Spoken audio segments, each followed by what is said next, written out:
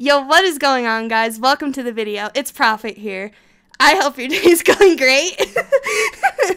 Mine's been awesome, and today we have such a juicy video. We're going to start this video off by talking about Hotba from the Philadelphia Fusion being traded over to the Guangzhou Chinese team. What exactly does this mean for both teams? Why did Philadelphia Fusion trade him? Guangzhou, is this a good pickup for them? What's their roster looking like so far? And much more about those two teams. Then we're moving on, and we're going to be talking about the London Spitfire, because yesterday and today they announced two new players, which I did leak previously. We have Guard from Element Mystic, and then Krillin, who is very, very unknown from the Korean Contenders trial scene. He's never played in anything bigger than that, so it's a surprising pickup. He will be replacing Closer on the roster. So we're going to talk a little bit more about these guys and see if London Spitfire is going to pick up any more players, because they are at that 8-man roster now. It's interesting to talk about because last season, we all know they had a 12-man roster. They came into the league looking very, very good, but then they slumped really hard and they decided, let's get rid of like 7 of our players and just focus on these 6 who we know can compete at a very high level, and maybe we can turn it around and win the championship. And guess what?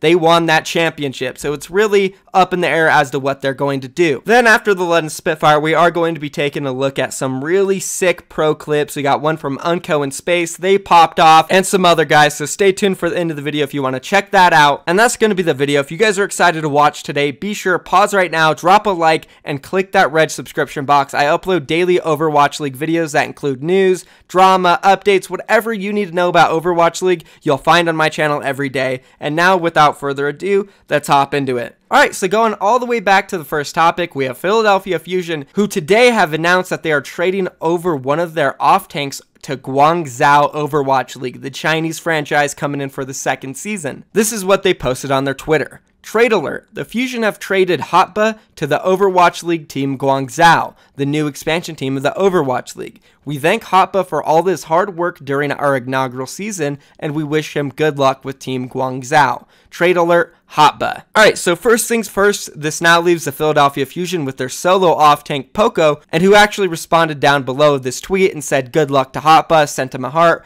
Real cool, so it doesn't seem like it's a bad departing, and it's like Philadelphia Fusion rather just pursue maybe getting another off-tank to back up Poco, or maybe just having one off-tank in the second season. Maybe they want to take the route that London Spitfire took, where they're not really swapping players out too much and they focus on a starting 6, since, you know, it did work out for the London Spitfire. They figured it out at the end of the season, and what did they do? They cut half their roster and focused on starters only. But in general, I think it makes sense that Philadelphia Fusion would keep Poco over Hotba, just because Poco, he's very experienced. He did play for most of the season over Hotba, and I think he proved himself to be better. If you do take a look at their stats, they're kind of close, but Poco is clearly the favorite. He's also a fan favorite with those huge diva bombs that he always hits. He seems to always pick the perfect spot at the perfect time to collect a few kills. And personally, I believe that Poco just fits the playstyle of the Philadelphia Fusion way more than Hotba did. Hotba was pretty passive. He didn't go aggressive too much. I think he sat in the back line and maybe protected his monkey. He didn't look for plays.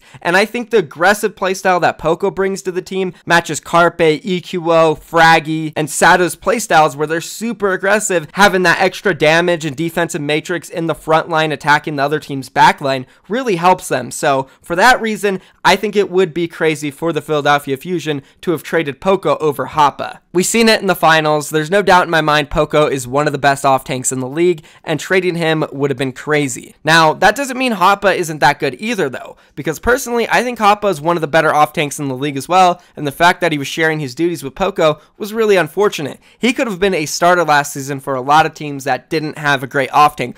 Dallas Field, yeah, that would have been a great pickup for Dallas Field. If they had Hotba, they would have definitely won more games in the first 3 stages, in my opinion. And this would have been a great player for the Dallas Field to pursue, honestly, but they didn't, and he's going over to Guangzhou. They probably got a pretty penny for him, because there was rumors of Hotba traveling for a ton of teams. I don't know for sure if he did trial for the Dallas Field. I can't confirm he was in trials for Washington, D.C. and Boston Uprising. Other than that, I just have no idea. You would think that almost any team who wanted to pick up an off-tank would have asked to get Hotba, just because he did play really well when he was summoned from Philadelphia. And now talking a little bit about Guangzhou. Their current roster sits at Chara, Happy, Rio, and Wonjae Lee, who all come from meta gaming teams and Korea Contenders, so they have some solid players there. And then they also have Shu, who comes from Toronto Esports, and he had really good placements in North American contenders as well, and he is Korean too. So these 5 players combined look like a solid starting 5. And then you throw in Hotba, and all of a sudden they have a really strong starting 6 when it comes to Korean players. I think Guangzhou is looking pretty good if you ask me, guys. Looking at the Metabellum roster, they popped off 2 seasons in a row. So in Overwatch Contenders 2018 Season 1 of Korea, they got 3rd through 4th, losing 1-3 to O2 Ardent. So, you know, making the semifinals in Korean Contenders, not bad. Then in the 2nd season of Korean Contenders, they also made it to the semifinals, losing to Gyeongju Panthera 1-3. So that's 2 tournaments in a row very recently where 4 of the starters from Guangzhou popped off. Then you want to throw in Shu, he's insane, and you want to throw in Hotba, who has Overwatch League experience. Not even Overwatch League experience, he has Overwatch League Grand Finals experience. That's a pretty killer starting 6. And if I had to guess, I think these guys could easily be in the top half of the standings, maybe even make a good push for the playoffs, and I don't know. Depends on their coaching staff. I think they do have some Gyeongju Panthera coaches. Not sure if that's confirmed yet. I have heard it from a few people, other leakers, not myself, so I'm not saying anything from my sources, but if that is true, they have a good coaching staff. These guys could be deadly. I guess there's nothing we can do but wait and see who else they pick up, and then we'll guess how good they will be going into the next season. Be sure though, pause the video, drop a comment down below, let me know what you think about the Guangzhou roster so far. Do you like that Philadelphia Fusion traded Hotba? Do you think they should have kept him over Poco? What are your guys' thoughts? Leave a comment down below. And now, let's go ahead and move on and talk a little bit about the new players that were signed to London Spitfire. So I know you guys already know that I leaked that Guard and Krillin would both be joining the London Spitfire, and we talked about their past before. Well, it was officially announced today by the London Spitfire that both of them are joining, so we can add that to the track record. And let's go ahead and take a look at the announcements real quick for those of you who didn't know. London Spitfire tweeted this out today. As is tradition, the changing of the guard brings in fresh faces. Joining our ranks from Element Mystic for Overwatch League 2019, welcome to the London Spitfire Guard. Aces high. So if you guys don't know, again, he is from Element Mystic. He's a DPS player. He's known for a lot of his Sombra, but he can also flex. I think it will be a good substitute to Prophet and Birdring, just in case one of them do get another wrist injury, some crap goes down, Guard will be there to play, and I think he will perform decently. And then moving on to the second announcement today, coming from the London Spitfire, they tweeted this out. Please join us in giving a warm welcome to the latest addition to our family, the Flex support, Krillin. Krillin showed huge promise during open trials, and we can't wait to watch this diamond in the rough flex on our opponents in Overwatch League 2019, Aces High. Now this is an exciting tweet to read because this guy came from open trials. He's never competed in a major event in his career. He's so young, he looks young, he's so inexperienced, and the fact that he made it through open trials to the championship winning team from last season is incredible. Huge shout out to him. I honestly cannot wait to see him play.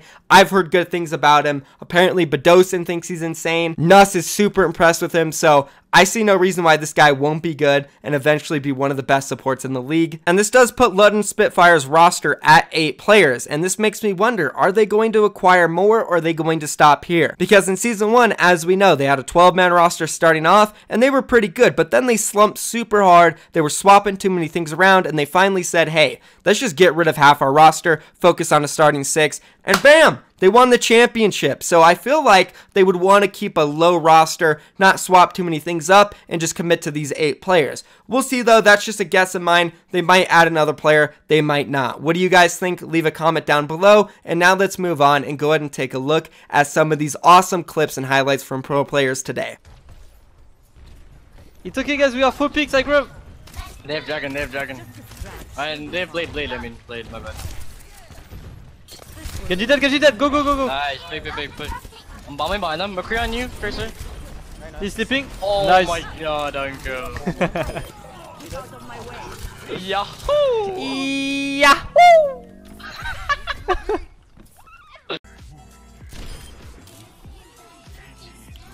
Just wake up, guys. Wake it up.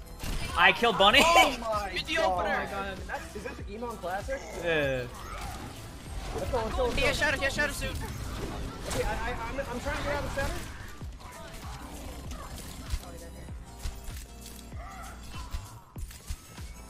Okay, Emon, you're gonna need to pick, like, be really big right now. Okay, what if I go spawn camp Bunny?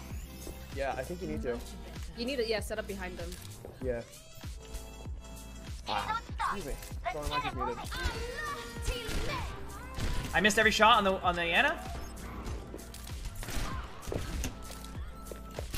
Oh my god! Ryan inside, kill Ryan, kill Ryan, kill Ryan. I think we win this. I think we win this. Actually, there's a Brigito on the field. I got their DPS.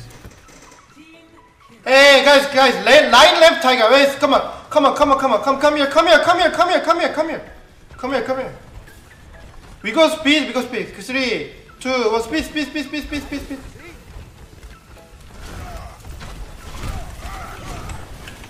Oh no. It's okay, go. Alright, go, the wall's down, Go. I block? What the fuck? Huge. No, you won. Only Lucio heals. Okay, they lost. They lost the point.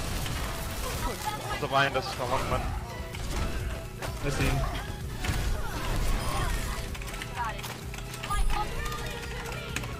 Super up. Stop ghosting.